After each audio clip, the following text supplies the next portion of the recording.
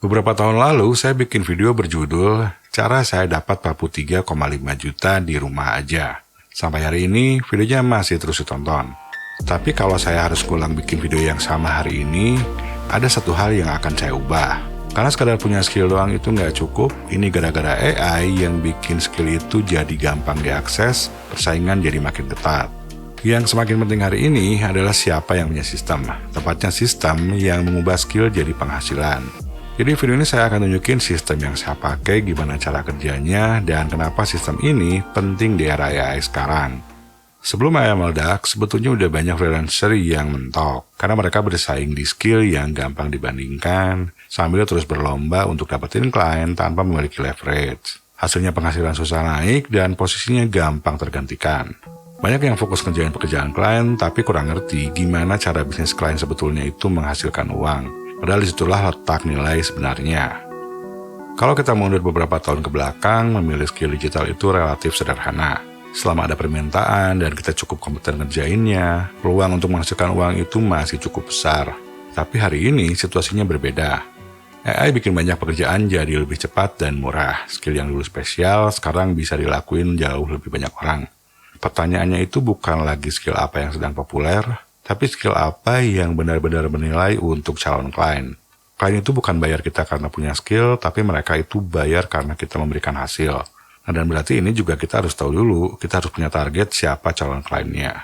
Nah, berdasarkan pengalaman saya, skill yang punya nilai ekonomi tinggi itu memiliki setidaknya salah satu dari 4 karakteristik ini.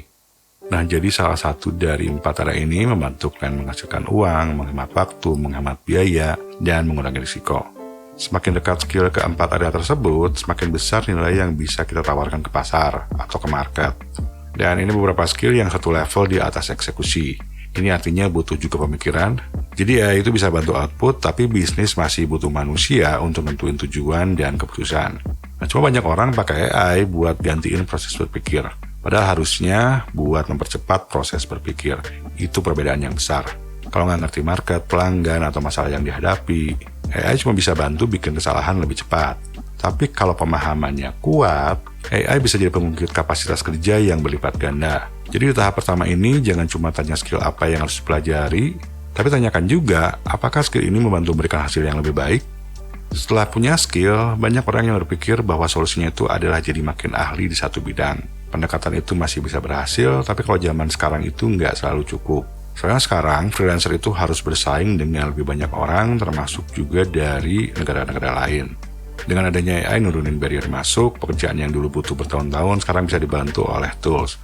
Akibatnya persaingan bergeser ke harga. Dan disinilah kekuatan kombinasi skill jadi penting. Misalnya 2 copywriter, satu cuma bisa nulis, satu lagi bisa nulis plus manfaatin AI. Hasilnya lebih bagus dan kerjanya juga lebih cepat. Jadi nilai terbesar itu muncul dari kombinasi skill yang saling melengkapi. Makanya saya lebih suka bangun T-shape expertise. Artinya satu skill utama sebagai fondasi yang dilengkapi skill pendukung agar menjadi lebih bernilai. Sayangnya, sebaik apapun kemampuan yang dimiliki, nilainya itu jadi terbatas kalau tidak tahu cara menjualnya. Banyak orang menganggap marketing itu terpisah dari skill mereka. Programmer fokus coding, desainer fokus desain, padahal market nggak bekerja seperti itu. Market itu nggak peduli berapa banyak yang kita tahu, market cuma peduli apakah kita bisa bantu menyelesaikan masalah. Jadi marketing bukan skill tambahan, tapi wajib. Dan ini juga bukan berarti kalian harus jadi seorang marketer, tapi karena harus ngerti cara market bergerak dan kenapa orang bayar untuk solusi. Salah satu perubahan terbesar dalam hidup saya terjadi saat saya belajar ngomong dalam bahasa bisnis. Nah, ini perhatikan bedanya, yang satu jual fitur, yang satu jual hasil. Dan klien itu selalu beli hasil.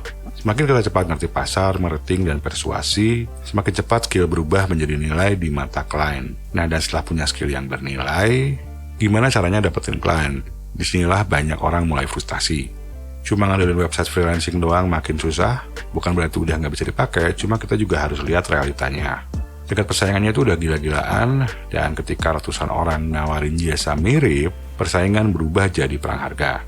Banyak freelancer terus nurunin harga untuk dapetin proyek. Padahal makin murah harganya, makin susah untuk bangun bisnis yang sehat. Makanya saya pikir lebih rasional kalau kita tidak bergantung hanya kepada website freelancing. Dan ada beberapa jalur lain yang menarik untuk dibangun secara jangka panjang. Yang perlu digarisbawahi, networking ini bukan tukar kartu nama tanpa arah, tapi bangun hubungan dengan orang di market yang ingin kita layani. Nah, ketika jalur ini punya kelebihan, kita harus bersaing dengan ratusan bahkan ribuan freelancer di satu wadah saja. Nah, kalian juga bisa dekatin pendekatan sederhana ini, coba riset dan hunting dulu.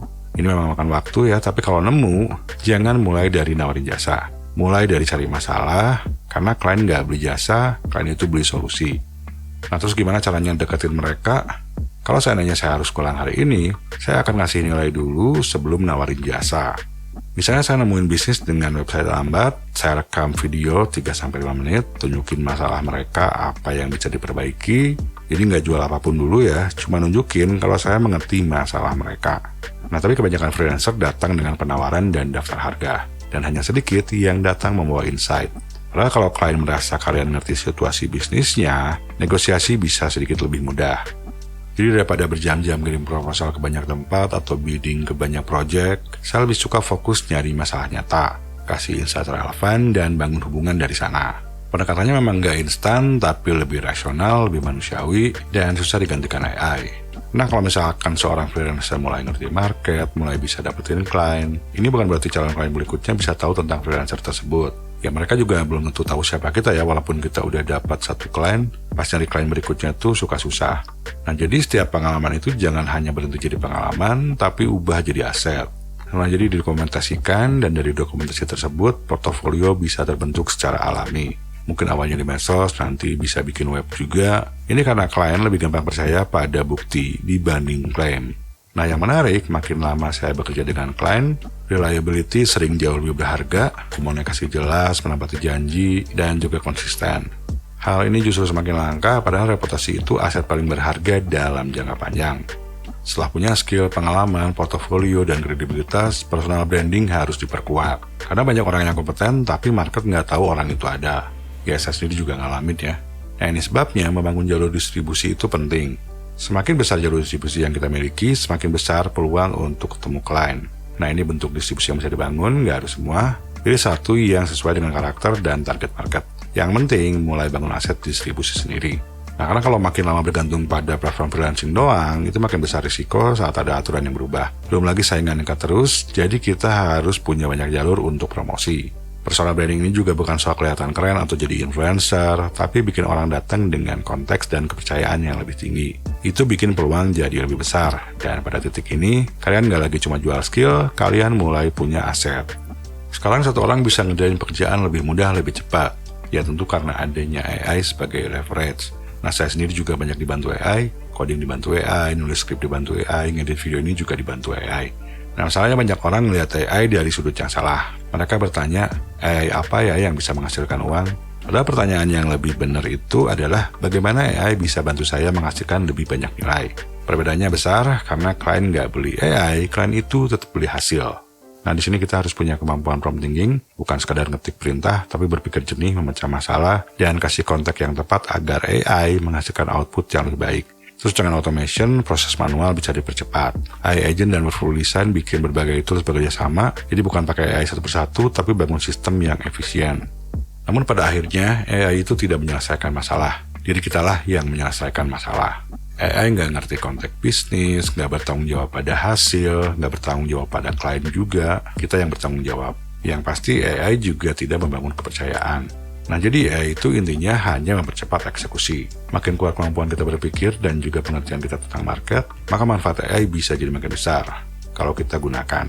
Jangan berlomba jadi yang paling bergantung pada AI, jadilah yang paling mampu memanfaatkan AI untuk memperbesar nilai. Dan itulah peluang terbesar di era sekarang. Hampir semua yang kita bahas tadi masih berpusat pada manusia. Skill, waktu, tenaga, dan di awal itu memang wajar, tapi ada kenyataan yang cepat atau lambat bakal muncul. Kalau kita terus-terusan jual waktu, selalu ada batas pendapatan, energi, dan kapasitas. Misalnya kalau satu job itu dibayar 1 juta, maka untuk nambah penghasilan, kita harus ambil 2 atau 3 job lainnya. Tapi waktu dalam sehari itu nggak bertambah, nah itulah batas model jual waktu. Jadi buat saya, freelancing itu bukan tujuan akhir, tapi validasi berbayar. Kita dibayar untuk belajar market, bangun portofolio, dan menguji apa yang bernilai. Karena makin banyak masalah yang kita temui, makin banyak pola yang kita lihat. Dan pola itu bisa diubah menjadi sesuatu yang lebih besar. Nah, jadi langkah berikutnya, mulai bangun aset yang lebih besar. Atau sistem yang terus ngasih nilai tanpa ditukar dengan jam kerja. Semua aset ini punya kesamaan, yaitu bisa terus bekerja meski kita nggak lagi aktif alias istirahat. Dan inilah perubahan terbesar yang saya alami. Dari jual waktu jadi jual hasil, dari serba manual jadi bangun sistem, dari bergantung pada jam kerja jadi bangun aset dan leverage. Ini salah satu bisnis saya yang sudah berjalan cukup lama, dan ini yang sedang saya bangun dengan tim saya, banyak penggunaan AI juga. Jadi ini bukan berarti saya berhenti bekerja atau semuanya otomatis, tapi setiap pekerjaan yang saya lakukan hari ini berpotensi menciptakan hasil lebih dari sekali.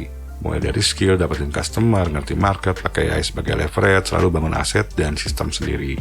Nah kalau itu terjadi, kalian bukan sekedar lagi freelancer, tapi seorang entrepreneur atau solopreneur yang tumbuh terus tanpa harus nambah jam kerja. Dan panduan untuk bangun bisnis ini juga sudah saya kemas. Ini bukan sekedar panduan ya, tapi dilengkapi juga dengan Chromebook AI dan Notion Workstation. Jadi nggak cuma belajar, tapi bisa juga sambil praktek secara terorganisir.